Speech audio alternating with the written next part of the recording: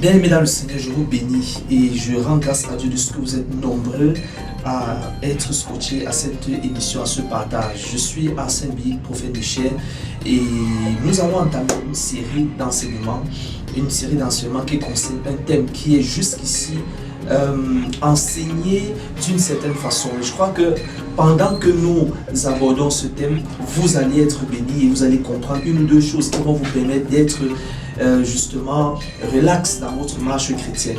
Beaucoup d'enfants de Dieu ne comprennent pas le mot justice, le mot salut.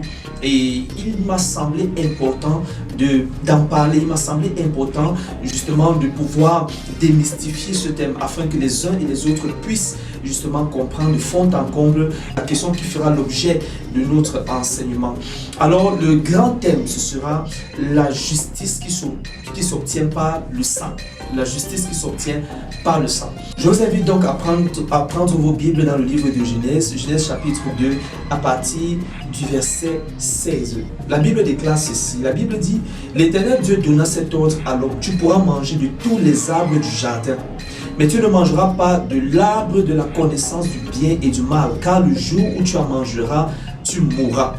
Alors, voici une parole, une instruction que Dieu va donner à Adam.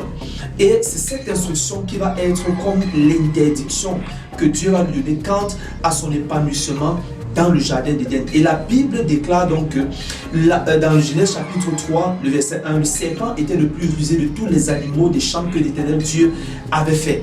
Et il a amené justement la femme et l'homme à manger le fruit que Dieu avait interdit, disons-le ainsi. Et donc, c'est à partir de ce moment que la connexion entre Dieu et l'homme va être brouillée. Et vous allez vous rendre compte que quand Jean-Baptiste va voir Jésus-Christ arriver sur le bord des rivages, là où il sera en train de baptiser, Jean-Baptiste va dire: voici l'agneau de Dieu qui ôte le péché du monde. Et je vous fais remarquer que Jean-Baptiste ne parle pas de l'agneau de Dieu qui ôte les péchés du monde. Il parle de l'agneau de Dieu qui ôte le péché du monde. Alors, cet enseignement commence par la question du péché, la définition du péché. Nous parlons du péché. C'est quoi le péché? À la base, vous devez comprendre que le péché est la désobéissance que Adam et Ève ont manifesté dans le jardin d'Éden. Une désobéissance qui par la suite est devenue une nature. Et c'est cette nature qui a engendré une série d'actions. Je vous explique ceci simplement. La Bible déclare dans Genèse chapitre 4 que Caïn et Abel, les deux fils d'Adam et Ève, la Bible déclare que Caïn va prendre une pierre et il va assassiner son frère Abel.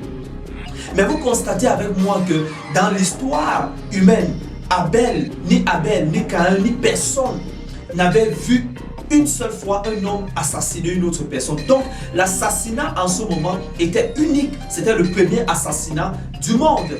Du moins, en ce qui concerne un homme vis-à-vis de l'autre, puisque la Bible dit: l'Éternel Dieu prit la peau d'un animal. Donc nous supposons que Dieu a tué un animal pour pouvoir revêtir l'homme justement avec la peau de cet animal-là. C'est une supposition. Mais en ce qui concerne l'assassinat d'un homme, d'un semblable, ça ne s'était jamais vu.